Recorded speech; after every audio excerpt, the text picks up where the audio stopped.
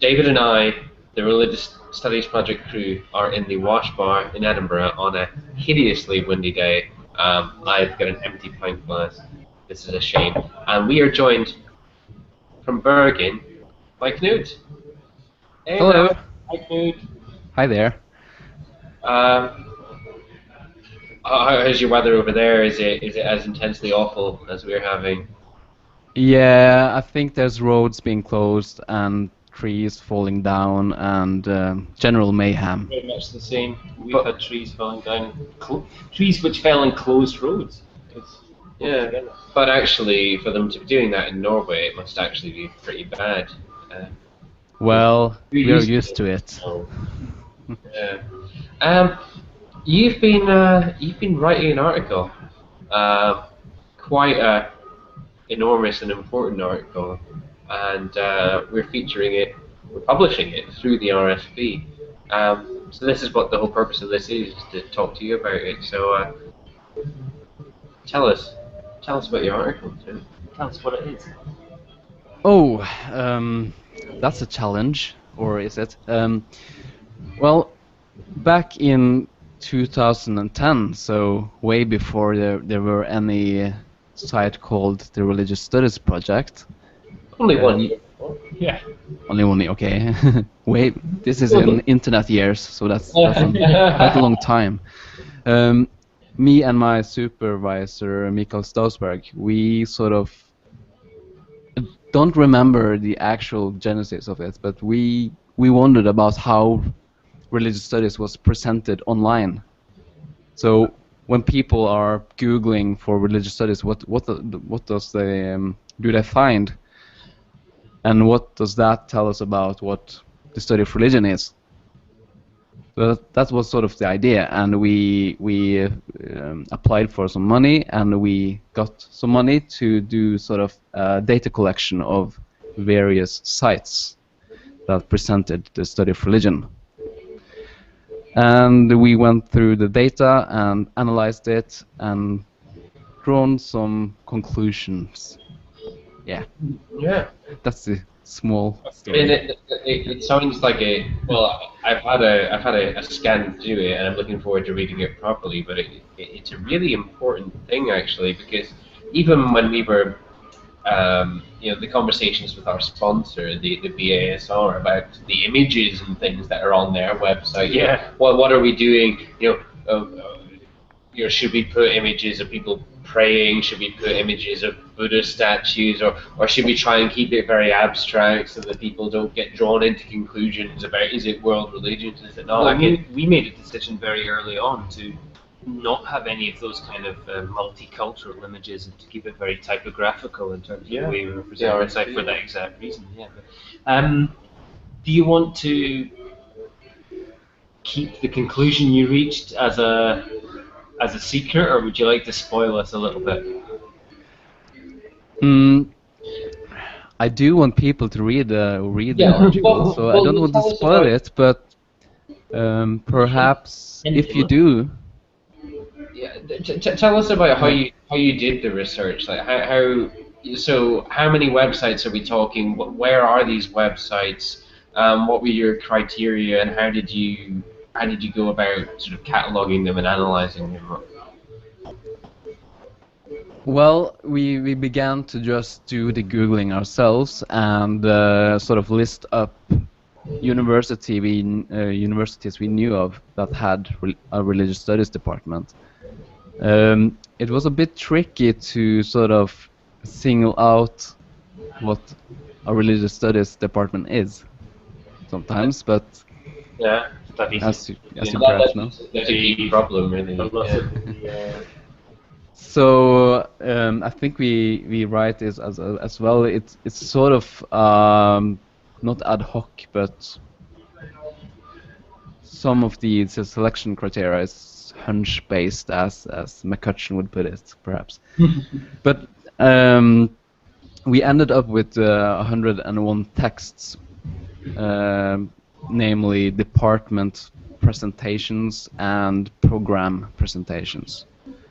Yeah, mostly from the Western Hemisphere. Yeah. do you think those 101 sites, like, is that? Representative? Well, yeah. Is that how many religious studies departments there actually are, or you know? No, I think there's more, and we cannot claim statistical representativeness or something like You that. get prominence. Yes, representality. but we do think it says something about a general trend or a pattern, well, it's if you want. prominent websites. That's what matters. But haven't you made or are going to make the code public? Is that right? Yeah, so we have something called a code book, because we did this in Google Docs, all the research. So we pasted all the text into Google spreadsheets, and yeah, so we have this. You will see it yourself, but we have all this text, and from there we coded the texts and made references and stuff like that, and sort of boiled it down and found recurrent patterns and stuff like that. So it was also an exercise in how to sort of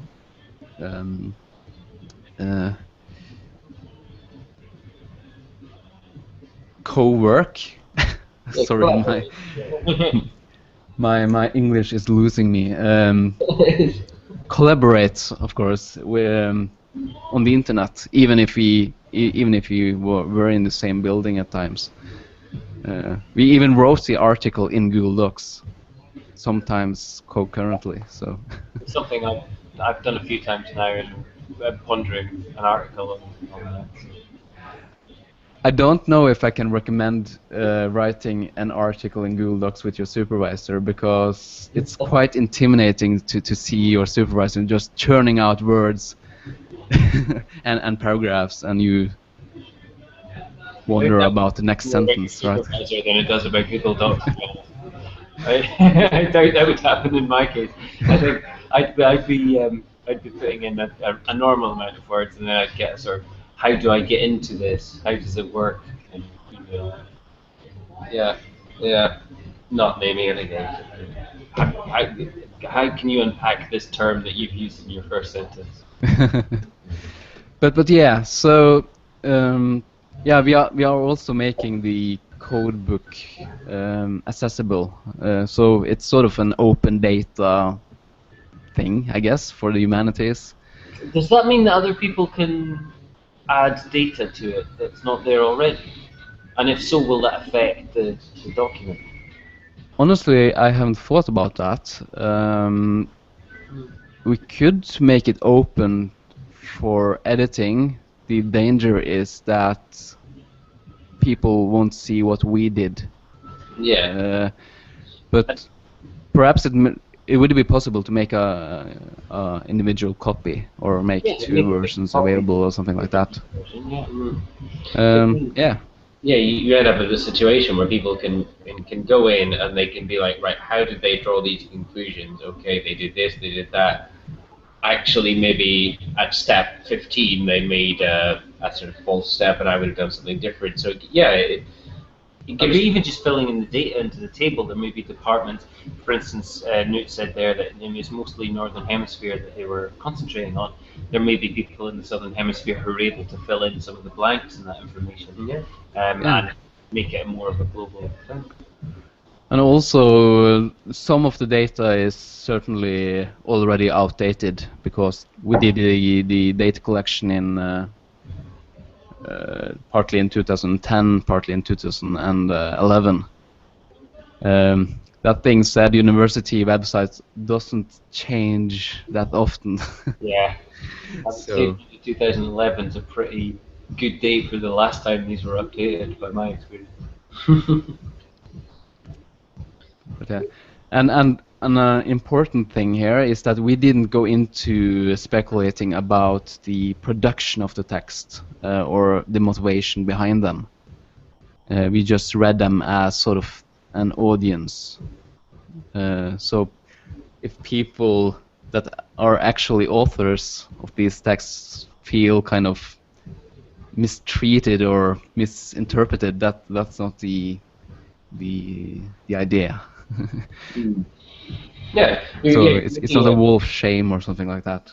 yeah, you're looking at the representation of a discipline or a field or whatever you want to say to the public, which is very important considering the amount of time that you come across or you're doing theology then, are you? No, yeah, but what's on a website?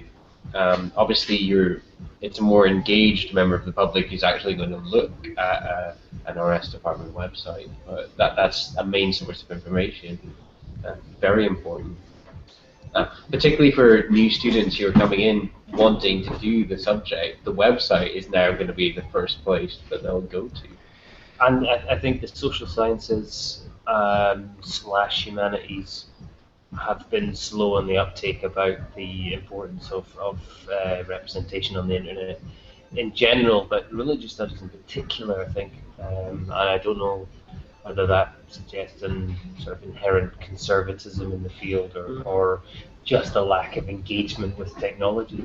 But it's it's an important thing, I think, and something which we're delighted to be able to host in the Religious Studies project because it relates so much to what our original intention in founding the podcast. So thank you, New, and I would.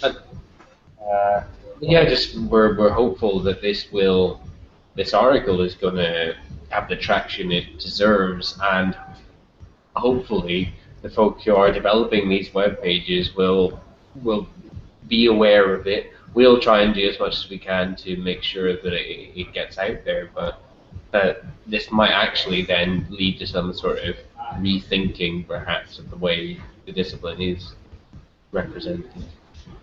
Or represents itself. Any last words? Yeah. So this article, while it's sort of quite long in a way, not necessarily compared to other scholarly articles, we wrote it to spawn some discussion and some debate. So we are looking forward to the discussion in the comment section, and we make some recommendations that may be controversial for some. I don't know. I hope so, sort of. But like that. You can arrest us, and please do if you feel that's necessary.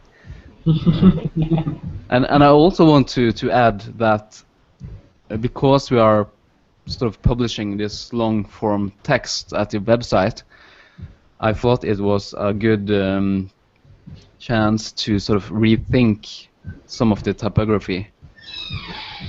So perhaps you are irritated by the changes, but I tried to do it to make it more readable at site. And I will try to make a PDF version as well. Yeah, I was just about to say that, yeah. Because ultimately we would like to be producing PDFs of everything that we're doing. We just haven't had a moment to think about it. So yeah. It's a. But actually, I mean, addressing how we lay out and present this material on the internet is an important job in itself. Especially as things become more hyperlinked and involving video introductions and so on and so forth, how we actually present all this material on the web is of enormous importance to the humanities. I mean, PDF, yes, great, because PDF you can print out, it's citable and so on and so forth, but it's not necessarily how people are going to access the material all the time. And in an article which is as dynamic as this, and especially as dynamic as it could be if people take up the challenge of getting involved with the open source data behind it, then creating a method of presenting dynamic text in this way is important in itself. Yeah. So, shall we say you've heard us ramble about this? Read the thing and then comment. Go and read this thing, comment. We look forward to hearing what you've got to say. No, thank you. And Knut, you know what we always say at the end of the podcast? So on 3. Oh no. We'll Brain freeze. Yeah, on 3, and we'll all do it, and then we'll see if we can get a Norwegian. Thanks for listening. But thanks for listening in English. 1, 2, 3. Thanks for listening. And then the Norwegian. Dankapulisnum. Takk for at du hørte på. Whoa. Phenomenal. Thanks, Nick. Yeah. We're done. And we're done. Cut. I'm off to the loo.